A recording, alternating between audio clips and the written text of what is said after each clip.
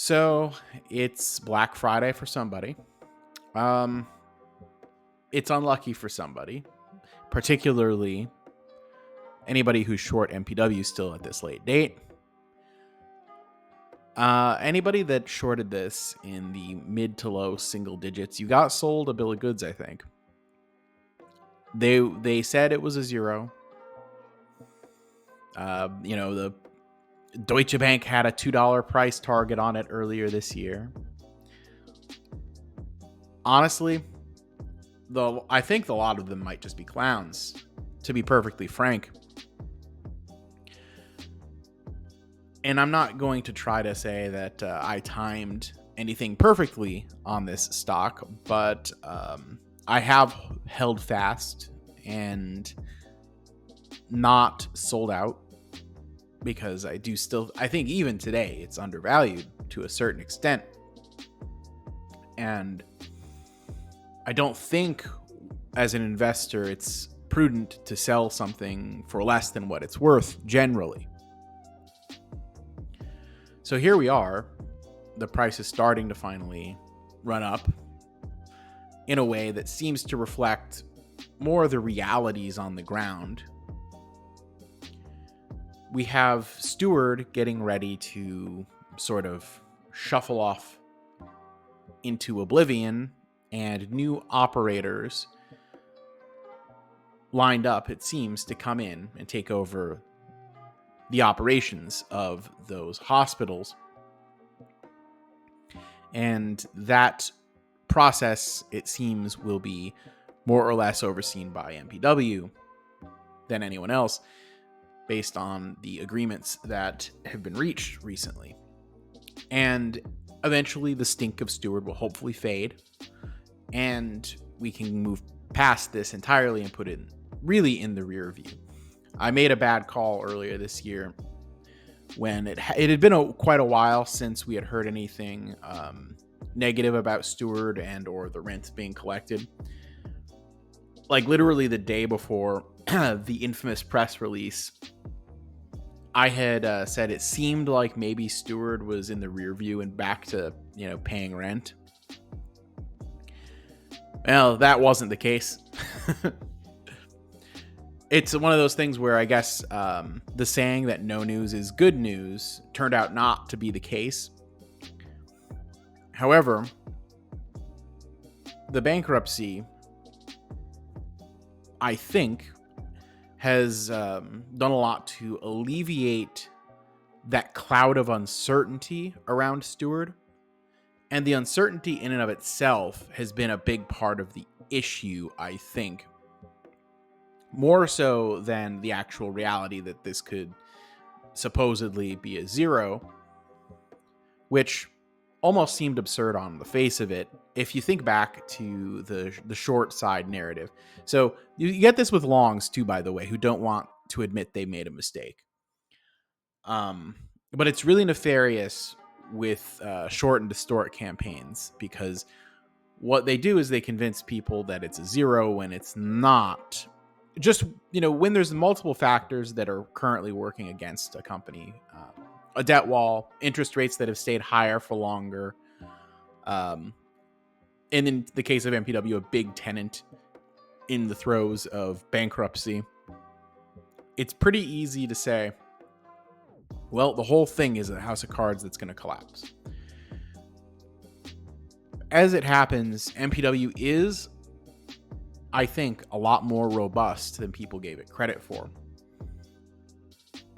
And if you look at the book values of the assets, and then you look at some of the liquidity raises that they've made, like especially the Utah joint venture transaction, which, by the way, the market did respond positively to that transaction because it was a big deal. It supported asset values, at least for their real estate, that were over and above book value, as well as the ability for them to actually generate liquidity off of those assets in a timely fashion. What that does is that it sort of goes against the narrative of every single hospital is an 80% write down, and they're actually deeply negative compared to their debt, etc. It sort of obliterates that narrative. However, if you look back to when that deal was announced and any of the public communication from the short side on that deal, none of them said, hey, this is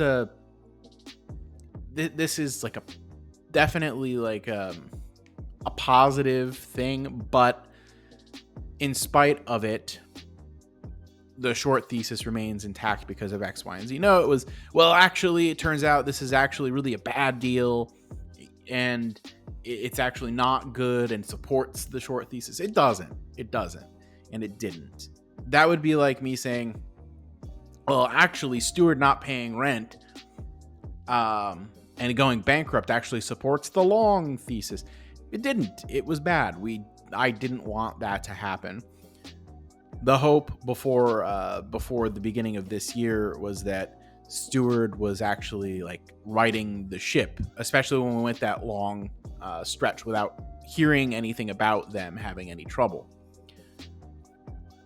But it turned out that they were just silently imploding in the background.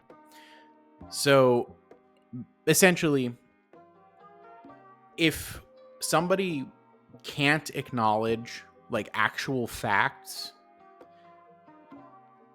good or bad, or will take the facts and try to twist them to fit their narrative, even if they're clearly in opposition to the narrative, it sort of it should, at least in reasonable people, I think, invite some skepticism. So those of you that listen to the shorts, I mean, that's kind of what they did with Utah. Kind of gave away the game a little bit there, because that was something that I think was clearly identified by the market as a positive, and correctly so. Yet the spin was all negative. Ladies and gentlemen, I just wanted to talk a little bit about MPW because it's been a heck of a week, and it's Friday the 13th out there. Unlucky for some, of course.